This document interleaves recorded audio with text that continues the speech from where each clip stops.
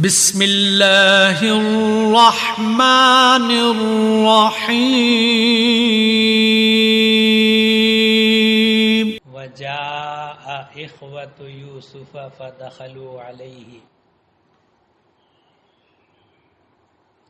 اور یوسف کے بھائی آئے تو اس کے پاس حاضر ہوئے۔ معاملہ یہ ہوا، جب بادشاہ نے حضرت یوسف علیہ السلام کو بلوایا اور خواب کی تعبیر خود ان کے زبان سے سننا چاہا،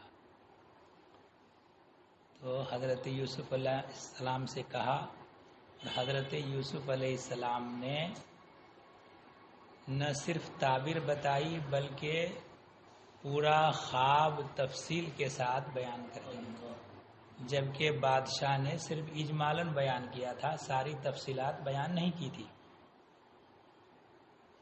مگر حضرت یوسف علیہ السلام نے خواب بھی بیان کر دیا اور خواب کی تعبیر بھی بتائی۔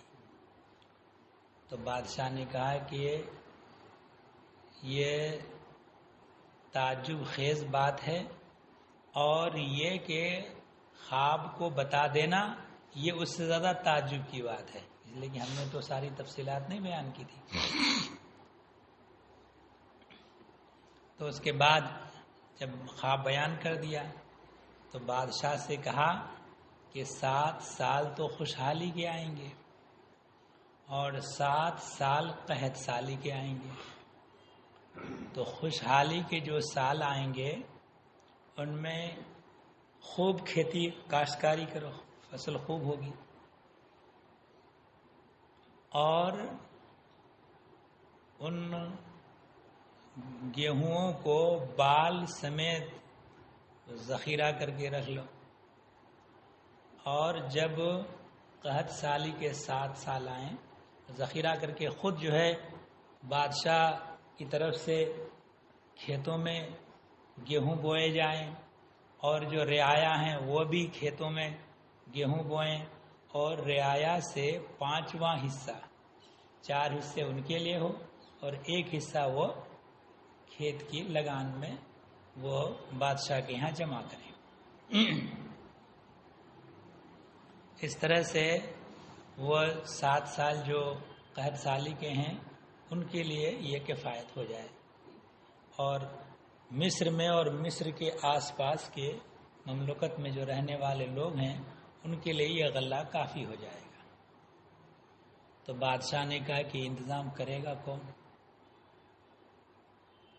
تو یوسف علیہ السلام نے کہا کہ اب جو ہے ان سارے خزانے میرے سپرد کر دو۔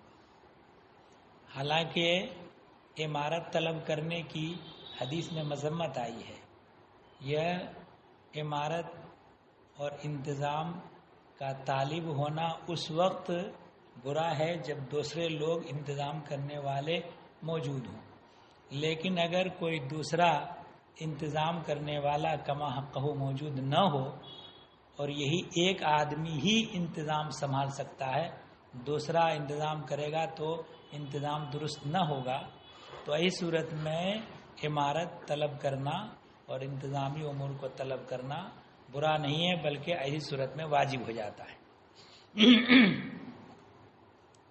یوسف علیہ السلام نے کہا کہ میرے سپرد کر دو۔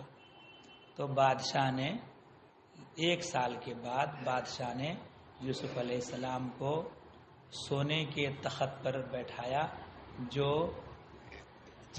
ہیرے اور جواہرات سے مرصع کیا ہوا تھا، اور سارے خزانے کی چابیاں ان کو سپرد کر دی، اور قطفیر نام تھا اس سے پہلے جو عزیز مصر تھے، یعنی ان کا وزیر اعظم، ان کو معزول کر کے حضرت یوسف علیہ السلام کو وہ عزیز مصر بنایا۔ نہ صرف یہ کہ عزیز مصر بنایا بلکہ بادشاہ نے خود کو ان کے تابع کر دیا ہے کہ میں خود آپ کے تابع، کہ آپ جو بھی حکم کریں اس میں کوئی دخل نہیں۔ تو اور اتفاق کی بات یہ ہے کہ اسی سال معزول ہونے کے بعد قطفیر جو عزیز مصر تھا اس کا انتقال ہو گیا. پھر بادشاہ نے ان کی بیوی زلیخا کا نکاح حضرت یوسف علیہ السلام سے کر دیا.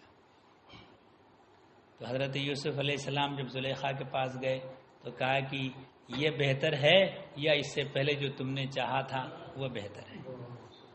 تو اس نے کہا کہ مجھ پر ملامت نہ کرو، اس لیے کہ میں خوبصورت تھی، عیش میں پلی ہوئی تھی، اور جو عزیز مصر ہیں وہ عورت کے قابل نہیں تھے، تو اس لیے میرا دل جو ہے تمہاری طرف مائل ہو گیا ہے نا.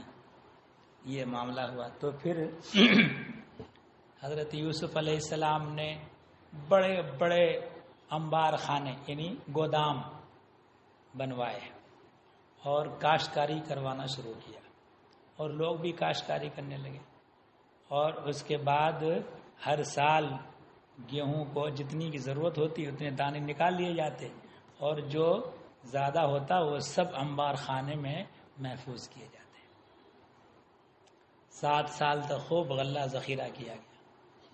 اس کے بعد جب قحط سالی کے آئے سال تو خود حضرت یوسف علیہ السلام نے بادشاہ کے لیے بھی اور بادشاہ کے جو اور عملہ اور کارندہ اور جو جتنے لوگ ہیں اور خود اپنے لیے بھی ایک وقت کا کھانا مقرر کیا.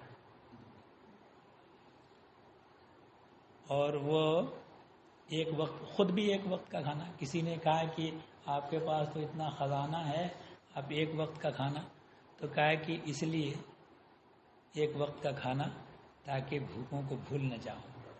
اللہ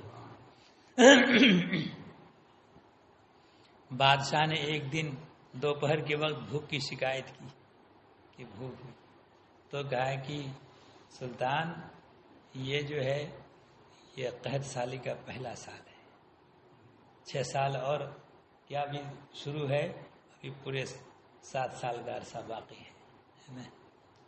تو ہر بادشاہ نے اور کچھ تعارض نہیں کیا.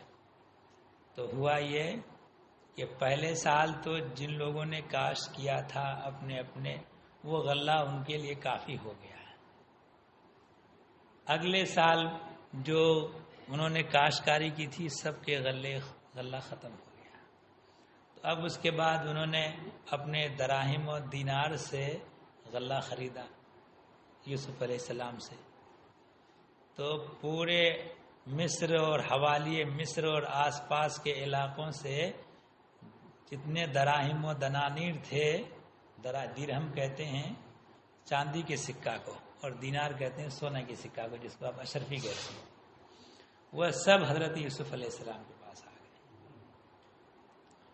اب جب یہ ختم ہو گیا تو پہلے سال تو ان کا غلہ ختم ہو گیا، دوسرے سال ان کے درہم و دینار ختم ہو گئے، تیسرے سال وہ جو زیورات اور ہیرے جواہرات وغیرہ لوگوں کے پاس تھے وہ سب لا کر کے انہوں نے غلہ خریدا. جب وہ ختم ہو گیا اس کے بعد والے سال میں ان کے پاس جو مویشی جانور وغیرہ تھے وہ لے کر کے آئے اور انہوں نے اس سے غلہ خریدا. بھائی کھانا تو ہے، اس کے بغیر تو آدمی زندہ رہ نہیں سکتا، تو مویشی وغیرہ یہ سب یوسف علیہ السلام کے پاس. اب اس کے بعد جو ہے اور اگلے سال جب وہ بھی ختم ہو گئے مویشی تو زمین جائیداد بھی بیچنا شروع کیا. زمین جائیداد بیچ کر کے جتنا تھا وہ سب یوسف علیہ السلام کے پاس بیچ گئے. پھر اس کے بعد جب زمین جائیداد ختم ہو گئی تو ان کے پاس جو غلام اور باندی تھے وہ انہوں نے دے کر کے غلہ خریدا. اب غلام باندی ختم ہو گئے، ابھی سال قحط باقی ہے، تو انہوں نے اپنی اولادوں کو دے کر کے غلہ خریدا.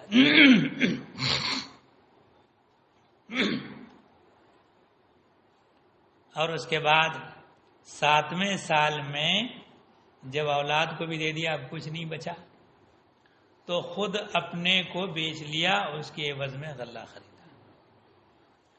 اب مصر، حوالی مصر اور آس پاس کے علاقوں میں جو کچھ بھی ہے، دراہم و دنانیر، زیورات، ہیرے جواہرات، زمین جائیداد، باندی غلام اور جتنے افراد، سب حضرت یوسف علیہ السلام کی ملکیت۔ پیارے دوستو، اس قیمتی ویڈیو کو زیادہ سے زیادہ شیئر کریں، کسی کو اچھی بات بتانا بھی ثواب کا ہی کام ہے۔